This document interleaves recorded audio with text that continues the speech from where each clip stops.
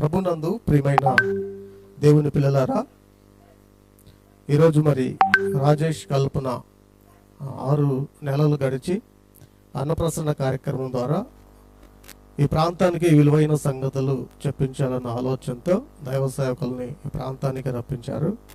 అందుని బట్టి వందనాలు చెల్లిస్తున్నాం. ఆ కుటుంబాన్ని, వారిని గురించి, స్థానిక సంఘం గురించి మీ అనుదిన ప్రార్థనలో జ్ఞాపకం చేసుకోండి.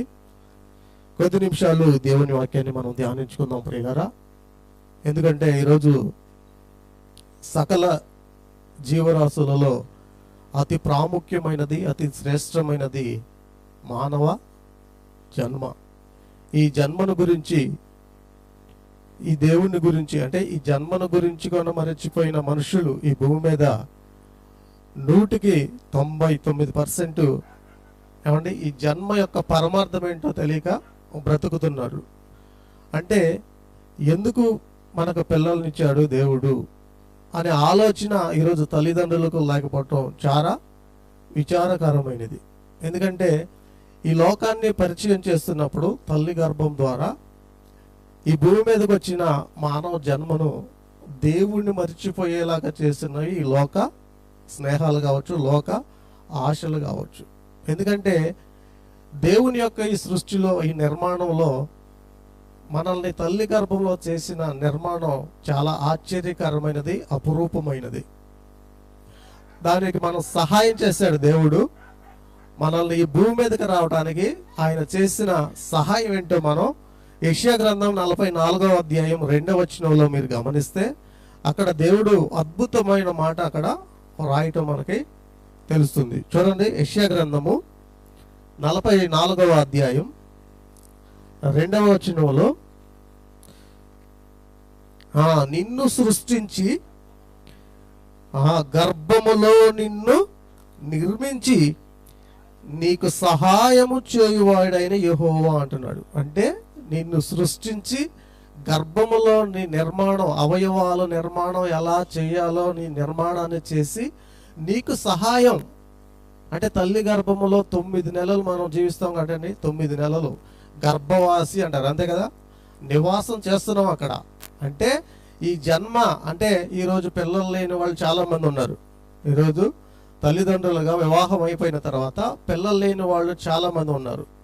కానీ పిల్లలు ఉన్న వాళ్ళు అసలు ఈ బిడ్డలు నాకు దేవుడు ఎందుకు ఇచ్చాడు అనే ఆలోచన ఎవరికైనా ఈ సమాజంలో వస్తుందా? ఏమండి, ఒక బిడ్డ పుట్టారనుకోండి, ఆ బిడ్డకి ఏం పేరు పెడదాం అనే ఆలోచన ఒకళ్ళు, ఆ బిడ్డని ఏం చదివిద్దాం అనేవాళ్ళు కొందరైతే, ఆ బిడ్డని ఎలా గొప్పవాళ్ళని చేద్దాం, ఎలా విదేశాలకు పంపిద్దాం అనేవాళ్ళు చాలామంది ఈ భూమి మీద ఉన్నారు. అసలు ఈ సృష్టించి తల్లి గర్భములో నిర్మించి దేవుడు సహాయం చేసిన ఆ దేవుణ్ణి మరిచిపోయిన తరం అండి ఇది. దేవుడు జ్ఞాపకం రాడు. కానీ మనిషి తల్లిదండ్రులుగా, లేదా ఈ భూమి మీద పుట్టిన మనిషి పిల్లలను ఈ లోకానికి పరిచయం చేస్తారు. ఈ లోకంలో ఎలా పరిచయం చేస్తారంటే వాళ్ళు సంవత్సరం లేదా 2 సంవత్సరాలు వాళ్ళకున్న పరిస్థితిని బట్టి, వాళ్ళకున్న వాతావరణాన్ని బట్టి, గ్రామాలను బట్టి లేదా పట్టణాలను బట్టి అక్కడ ఉన్న వాతావరణాన్ని వాళ్ళకి అలవాటు పరుస్తారు, వాడుకగా చేస్తుంటారు. సపోజ్ ఈ లోకాన్ని ఎలా పరిచయం చేస్తారు అంటే, తల్లి గర్భం నుంచి పుట్టిన మానవ జన్మ, అంటే మనిషి బిడ్డ ఏమండి సాక్షాత్తు దేవుని స్వరూపం.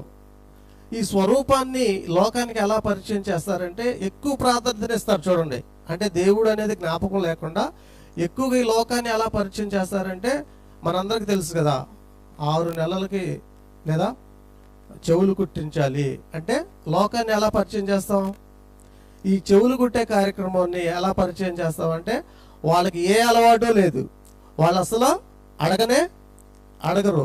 అలా సంవత్సరం నుంచి వాళ్ళకి ఆచారాలు, వాళ్ళకి సాంప్రదాయాలు, లోకంలో జరుగుతున్నవన్నీ కూడా నేర్పించి దేవుణ్ణి మర్చిపోయే రీతిలో ఈరోజు తల్లిదండ్రులు ఉన్నారు. అంటే దేవుణ్ణి జ్ఞాపకం చేసుకోరు. అంటే నీకు సహాయం చేసింది ఎవరు? ఇక్కడ సహాయం చేసి అంటున్నాడు కదా, అంటే నీకు తల్లి గర్భంలో నిర్మాణం, అవయవాల నిర్మాణం చేసింది ఎవరు? దేవుడు. ఆయన నీకు సహాయం చేశాడు కాబట్టి ఈ లోకానికి వచ్చావు. ఈ లోకానికి వచ్చి నువ్వు ఆయన్ని స్తుతించాల్సిన నీవు, ఆయనను మహిమపరచాల్సిన నీవు దేవునికి దక్కకుండా దేవునికి దూరంగా బ్రతుకుతున్నాం అంటే తల్లిదండ్రుల వైఫల్యం ఇది చాలా ఉన్నది. అయితే అసలు ఈ భూమి మీదకి వచ్చిన నా బిడ్డ లేదా నా కొడుకు కావచ్చు, నా కూతురు కావచ్చు, ఎందు నిమిత్తం వీళ్ళు ఈ భూమి మీదకి వచ్చారు, ఏ కారణం చేత నా గర్భాన వీళ్ళు పుట్టారు అని ఎవరైనా ప్రశ్న వేసుకున్నారండి? ఎవరైనా ఒకసారి ఈ బిడ్డ నా గర్భాన ఎందుకు పుట్టింది, ఏం చెయ్యాలని పుట్టింది అని ఎవరైనా ప్రశ్న వేసుకున్నారా? ఏముందండి, వివాహం అయిపోతే భార్యాభర్తల మధ్య దాంపత్య జీవితంలో పిల్లలు పుడతారు, వాళ్ళని చదివించుకుంటాం, వాళ్ళని గొప్ప వాళ్ళగా చేసుకుంటాం, ఉద్యోగాలు వస్తే ఉద్యోగాలని పంపిస్తుంటాం. ఈ లోక సంబంధమైనవన్నిటిని గురించి ఆలోచించుకున్నాం. కానీ అసలు దేవుని సంకల్పం, దేవుని ప్రణాళిక ఈ బిడ్డ నా గర్భాన రావడానికి ప్రధానమైన కారణం కనుక నేనేం చేయాలి ఆ బిడ్డను అని అడిగే తల్లిదండ్రులు లేరు, ఈరోజు తండ్రి కూడా లేరు. అయితే బైబిల్ గ్రంథంలో పరిశీలిస్తే ఒక జ్ఞానవంతుడైన ఒక తండ్రి అడిగిన ప్రశ్న ఆశ్చర్యపోయే విధంగా మనకి కనిపిస్తుంది. ఏమని ఆలోచించాడు? మనోహ గారు ఉన్నాడండి. మనోహ తెలుసు కదా మీకు అందరూ. న్యాయాధిపతుల గ్రంథం తీయండి. న్యాయాధిపతుల గ్రంథం 13వ అధ్యాయం 12వ వచనంలో అక్కడ అద్భుతంగా మాట్లాడుతున్నారు చూడండి. 13వ అధ్యాయం 12వ వచనంలో, అందుకు మనోహ, కావున నీ మాట నెరవేరినప్పుడు ఆ బిడ్డ ఎట్టివాడగునో అతడు చేయవలసిన కార్యం ఏమిటో తెలుపమని మనం వచ్చాయిగా. ఏమంటే అద్భుతమైన మాటలు మాట్లాడాడు కదండి. అసలు ఈ బిడ్డ ఏమంటున్నాడు? ఈ బిడ్డ ఎట్టివాడు అవుతాడో భవిష్యత్తులో, నా గర్భాన పుడుతున్నాడు కదా, అసలు ఈ బిడ్డ ఎట్టివాడు అవుతాడో, ఆ బిడ్డ చేసే కార్యాలు ఏంటో నాకు తెలియపరచండి అన్నాడండి. ఎవరైనా అడుగుతారండి తల్లిదండ్రులుగా? అంటే బిడ్డలు పుట్టారంటే ఎవరికో ఫోన్ చేసి పార్టీలు ఇవ్వటం, బిడ్డలు పుట్టారంటే ఆనందించటం, అంటే దేవుడు గుర్తొస్తాడా ఈ రోజుల్లో? అంటే దేవుణ్ణి ఎరుగని తరంలో మనం జీవిస్తున్నాం. ఏకాడికి లోక సంబంధమైన ఇంకొక పెనిన్నా ఉన్నది.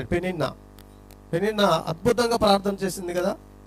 అంటే గొడ్రాలుగా ఉన్నప్పుడు, పిల్లలు లేనప్పుడు ఆ నిందేదో, ఆ బాధ ఏదో అన్నీ మనకు తెలుస్తాయండి. ఎప్పుడైతే పిల్లలు పుట్టారో దేవుడికి ఇచ్చిన మాటను నెరవేర్చే విధంలో ఎక్కడ విఫలమైపోతుందని చెప్పి పాలు విడిచిన వెంటనే ఎక్కడ దేవుని సన్నిధిలో విడిచిపెట్టింది. ఒక అద్భుతమైన నాయకుడిగా, న్యాయాధిపతిగా, ఏమండి ప్రవక్తగా ఎంతో ఎదిగాడు కనుక అలాంటి తల్లిదండ్రులుగా బిడ్డలను మనం దేవుని కొరకు ఎలా పెంచాలి, అసలు వాళ్ళు చేయాల్సిన కార్యాలేంటో మనల్ని దేవుణ్ణి అడగాలి. అది అడిగిన తర్వాతనే నీ ఉద్యోగం అయినా, నీ వ్యాపారం అయినా, నీ కూలి అని. ఎందుకు అడగాలి? ఆయనే కదా ఈ కాళ్ళు ఇచ్చింది, ఆయనే కదా ఈ అవయవాలు ఇచ్చింది, ప్రతిదీ ఆయన చిత్తానుసారంగా ఇచ్చాడు అంటాడు చూడండి. కొరింథీయులకు రాసిన మొదటి పత్రిక 12వ అధ్యాయం 18వ వచనంలో ఈ అవయవాలు 12వ అధ్యాయం మొదటి కొరింథీయులకు రాసిన పత్రిక 12వ అధ్యాయం 18వ వచనం, అయితే దేవుడు అవయవములలో ప్రతి దానిని తన చిత్త ప్రకారము శరీరములో ఉంచెను. చిత్తం అంటే ఆయన ఇష్ట ప్రకారంగా శరీరంలో ఉంచెను. ఆయన ఇవ్వకపోతే, ఆయన ఇష్టం లేకపోతే, ఏమంటే ఈరోజు హ్యాండిక్యాప్టెడ్ ఉన్నారు అంటే హ్యాండిక్యాప్టెడ్ ఉన్నారు, వాళ్ళని దేవుడు చేశాడు. కానీ వాళ్ళు మనకన్నా సువార్తను ప్రకటించే వాళ్ళుగా ఉన్నారు. మీరు సినిమాల్లో చూసారా, టీవీలో చూస్తున్నారా, ఛానల్స్లో చూస్తున్నారా, ఇప్పుడు యూట్యూబ్ ఇంకా ఎక్కువ ఉంది కదా. అంటే కాళ్ళు సరిగా పని చేయట్లేదు, చేతులు సరిగా పని చేయట్లేదు, పాంప్లెట్లు ఇవ్వడానికి వాళ్ళు బయలుదేరుతుంటారు. చూసారు మీరు? పాంప్లెట్లు రిక్షాల మీద, ఏమంటే బళ్ళు మీద ఇవ్వడానికి పెట్టారు. మనకి దేవుడు ఈ అవయవాలన్నీ ఇచ్చినా కానీ మనం సువార్తను ప్రకటించడానికి, దేవుని నామాన్ని మహింపరచడానికి మనకి అవకాశం లేదు. అంటే అన్ని తన చిత్త ప్రకారంగా మనకి ఇచ్చినా మనం దేవునిని మరిచిపోయే రీతిలో మనం బ్రతుకుతున్నాము, దేవుణ్ణి జ్ఞాపకం చేసుకునే రీతిలో మనం లేము అంటున్నాడు. ఇంకా చూడండి, ద్వితీయోపదేశకాండము 32వ అధ్యాయం 18వ వచనంలో కూడా నిన్ను పుట్టించిన ఆశ్రయ దుర్గమును విసర్జించితివి అంటే తృణీకరించటం. నిన్ను కనిన దేవునిని మరచితివి అన్నాడు. మరచిపోయావు. దేవుడే కదండి నిన్ను కన్నది. ఆ దేవుడినే మర్చిపోయి జీవిస్తే మనం అన్యాయస్తుడు, దేవునికి అన్యాయం చేసిన వాళ్ళు అవుతాం కదా, దేవుణ్ణి మోసం చేసిన వాళ్ళు అవుతాం కదా. దేవుడు నీ గర్భం ద్వారా బిడ్డలను నిన్ను నమ్మి, నీ కుటుంబాన్ని నమ్మి, భార్యాభర్తలు నమ్మి ఒక మంచి జన్మనిస్తే ఆ జన్మ దేవుని కొరకు పెంచకపోతే, దేవునిలో వాళ్ళు ఎదగకపోతే వాళ్ళు ప్రమాదంలో పడినట్టే. ఎప్పుడైతే వాళ్ళు మరణిస్తారో వెంటనే వాళ్ళు ఎక్కడికి వెళ్ళాలి?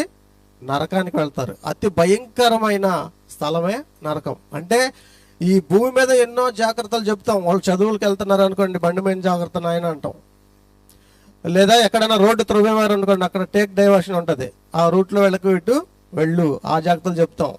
చాలా జాగ్రత్తలు అన్నీ కూడా ఈ భూమి మీద ప్రతి మనిషికి చెప్తాం. కానీ ఈ రూట్లో వెళ్తే నరకం ఉంది, ఈ రూట్లో వెళ్ళిపోతే నువ్వు చాలా ప్రమాదంలో పడతావు అని చెప్పి భయం చెప్పే తల్లిదండ్రులు ఈరోజు లేరు. దేవుని కొరకు పెంచే తల్లిదండ్రులు ఈరోజు లేరు. కనుక ఈ విధంగా మనం ఆలోచిస్తుంటే అందరూ కూడా లోకాన్ని ప్రేమించి దేవుణ్ణి మోసం చేసిన వాళ్ళు ఎక్కువగా కనిపిస్తారండి. అందుకే దేవుడు బాధపడుతున్నాడు. ఇశ్రాయేలీని జ్ఞాపకం చేసుకొని ఇశ్రాయేలీలు ఎదురు తిరిగారు, వాళ్ళకి తండ్రికి ఎదురు తిరిగాడు. ఏం మాట్లాడుతున్నాడో చూడండి. యెషయా గ్రంథం, ముగిస్తాను. యెషయా గ్రంథం 1వ అధ్యాయం. ఒకనాడు ఇశ్రాయేలీలు కూడా మనలానే ఎదురు తిరిగారు. వాళ్ళతో ఏం మాట్లాడుతున్నాడు? 2వ వచనం, 1వ అధ్యాయం 2వ వచనం. యెహోవా మాట్లాడుచున్నాడు, ఆకాశమా ఆలకించుము, భూమి చెవియొగ్గుము. నేను పిల్లలను పెంచి గొప్పవారినిగా చేసి తిని, వారు నా మీద తిరగబడి ఉన్నారు. వారు నా మీద తిరగబడి ఉన్నారు. ఏమంటే మీ పిల్లలు మీరు పెంచుతున్నారు అనుకోండి. పెంచుతున్నప్పుడు వాళ్ళకి సకలంగా వాళ్ళకి చదువులకు కావాల్సినవి, స్కూల్స్కు కావాల్సినవి అన్నీ కూడా వాళ్ళకి సదుపాయాలన్నీ కల్పించామనుకోండి. వాళ్ళు నీ మాట వినకుండా నీకు ఎదురు తిరగబడుతున్నారు అనుకోండి. అప్పుడు నీవు ఎలా అనిపిస్తుంది నీకు? అంటే నువ్వు కష్టపడి సంపాదించిన ఆస్తిని వాళ్ళకి కూడబెడుతున్నావు, వాళ్ళని చదివిస్తున్నావు. వాళ్ళే నీ మాట వెనక తిరగబడితే నీకు ఎంత పెయిన్ ఉంటుందో, ఎంత బాధ ఉంటుందో ఆ బాధ దేవుడు ఇక్కడ వర్ణిస్తున్నాడు. అంటే ఎవరికో చెప్పుకుంటారు కదండి, మన కొడుకు లేదా మన కూతురు మన మాట వినట్లేదు అనుకోండి, ఆ బాధ ఎవరికి చెప్తారు? పక్కన వాళ్ళకి చెప్తారు. అమ్మ, నా పాప నా మాట వినట్లేదు, నా కొడుకు నా మాట వినట్లేదని పక్కన వాళ్ళతో చెప్పుకొని బాధపడుతుంటాడు. మరి దేవుడు ఎవరితో చెప్పుకుంటాడు? అందుకే ఆకాశంతో చెప్పుకుంటున్నాడు. ఎవరు చెప్పుకుంటున్నాడు? ఆకాశమా ఆలకించుము, భూమి చెవియొగ్గుము, నేను పిల్లలను పెంచి గొప్పవారిగా చేసి తిని, వారు నా మీద తిరగబడి ఉన్నారు. తిరగబడిన తరం, యెహోవాను ఎరిగిన తరం ఈ తరంలో మనం విన్నాం. అంటే ప్రేమ అస్సలు లేదు. ఏమండి? వ్యక్తుల మధ్య ప్రేమ లేదు, కుటుంబాల మధ్య ప్రేమలు లేవు. ఏమండి? దేవుని దగ్గర ప్రేమ లేదు, భయం లేదు, భక్తి లేదు. పేరుకి మనం భక్తులుగా మనం ప్రదర్శిస్తున్నాం, కానీ మనం దేవునిని ఎరుగని వారుగా ఉన్నాం. దేవునిని అవసరాలకు వాడుకునేవారుగా మనం ఉన్నామే. కానీ దేవుని యొక్క భయము భక్తితో మనం పెంచగలిగితే మన పిల్లలు దేవుడు ఇష్టపడేలాగా, అంటే నీకు ఇచ్చిన జన్మ దేవునికి ఉన్నతమైన బ్రతికి దేవుడు చాలా సంతోషపడతాడు, చాలా ఉన్నతంగా ఆలోచిస్తాడు. అంటే నేను నమ్మకంగా ఆ కుటుంబానికి ఆ బిడ్డలను ఇచ్చినప్పుడు వాళ్ళ బిడ్డలు నా కొరకు పెంచారు, ఆ కుటుంబం నుంచి నేను ఆశీర్వదించాను అన్నాడు. అమ్రాము యోకోబేదు ఉన్నారండి. వాళ్ళకు పుట్టిన బిడ్డలు ఎంతమంది? ముగ్గురు ఏం చేశారు? దేవుని పని, దేవుని సేవకుల్ని చేశారండి. అలాంటి కుటుంబాలు కదా కావాల్సింది దేవునికి. అంటే మిరియాము ప్రవక్తగా ఉంది, అహరోను యాజకుడిగా ఉన్నాడు, మోషే యాజకుడిగా ఉన్నాడు, నాయకుడిగా ఉన్నాడు. ఎన్ని లక్షణాలు ఉన్నాయండి. ఒక కుటుంబం ఎంతమంది సేవకులను తయారు చేయాలంటే ఎంత కష్టం. కాబట్టి ఈరోజు తల్లిదండ్రులకే వాక్యం తెలియనప్పుడు వాళ్ళని సేవకులకు ఎలా చేస్తారు? దేవుని భక్తిలో ఎలా నడిపిస్తారు? అంతే కదా. కొన్ని వాతావరణాలు చూస్తే ఎలా ఉంటుంది, వాళ్ళకి కొన్ని అలవాట్లు ఉంటాయి కొన్ని పరిసర ప్రాంతాల్లో. ఈరోజు వివాహాల పేరిట వివాహాలు చేసుకుంటూ, ఏమండి, పరిశుద్ధమైన వివాహం అనుకుంటూ ఒక సంఘ కాపాన్ని పిలిపించి వివాహాలు చేసుకుంటూ కూడా ఆ వివాహాలతో కూడా ఏంటి, డాన్స్ పార్టీలని, ఏమండి, అపరిశుద్ధం కదండి. వివాహం ఘనమైనదని నువ్వు చెప్పావు, మళ్ళీ ఆ వివాహాల్లో ఏంటి, మళ్ళీ డాన్స్ పిల్లలతో డాన్సులు. కొన్ని కల్చర్స్ మారవు. దేవుని ఉగ్రత ఎలాగొస్తుంది అండి? దేవుని ఉగ్రత ఎలాగొస్తుంది? పరిశుద్ధ వివాహంలో దేవుని సన్నిధిని, దేవునికి ఆధిక్యత ఇవ్వాలి, ప్రాధాన్యతను ఇవ్వాలి, వాక్యం వినాలి, ఆ కుటుంబం నమ్మాలి, రాబోయే బిడ్డను ఎలా పెంచాలి అని ఇవన్నీ కూడా విశ్వాసంతో దైవ సేవకులు చెప్తారు కదా. ఆ మాటలు విని వాటి ప్రకారంగా జీవించే పిల్లలను కానీ, ఇది దేవుడిచ్చిన జన్మ, ఈ జన్మ దేవుని కొరకు పెంచాలి అనే ఆలోచనలు ఈరోజు సమాజంలో ఈవెన్ క్రైస్తవులకు కూడా లేదు. కనుక మనం దేవుణ్ణి ఎరుగని తరంలో మనం ఉన్నాం, దేవుని మరిచిన తరంలో ఉన్నాం. ఎన్నో విలువైన సంగతులు అన్నయ్య గారి ద్వారా విందాం, విలువైన మాటలు అన్నయ్య గారి ద్వారా విని ఆత్మీయ మేలులు పొందుతారని ప్రేమతో మనవి చేసుకుంటున్నాను. చిన్న ప్రార్థన చేసుకొని దైవ సేవకులకి అవకాశం ఇద్దాం. పరిశుద్ధుడు అయిన ప్రేమ కలిగిన మా తండ్రి, మీ ఘనమైన శ్రేష్టమైన నామానికి వందనాలు చెల్లిస్తున్నాం నాయన. కొద్ది నిమిషాలు మీ మాటలు మీ బిడ్డలకు చెప్పాను తండ్రి, అందరిని బట్టి వందనాలు తండ్రి. ఇంకను మీ బిడ్డ మాట్లాడుతుండగా మంచి మాటలు, విలువైన సంగతులు మాకందరికీ నేర్పించమని వేడుకుంటూ ఈ ప్రార్థన యేసుక్రీస్తు నామములో అడుగుచున్నాం తండ్రి, ఆమేన్. వాక్యానికి ముందు మరి చిన్న అన్నప్రాసన కార్యక్రమం ఉందండి, త్వరగా రావాల్సిందిగా వారిని కోరుతున్నాం.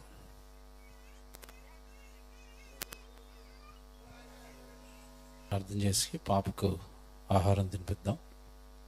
ప్రార్థన చేద్దాం. అందరు తరడు వంచండి.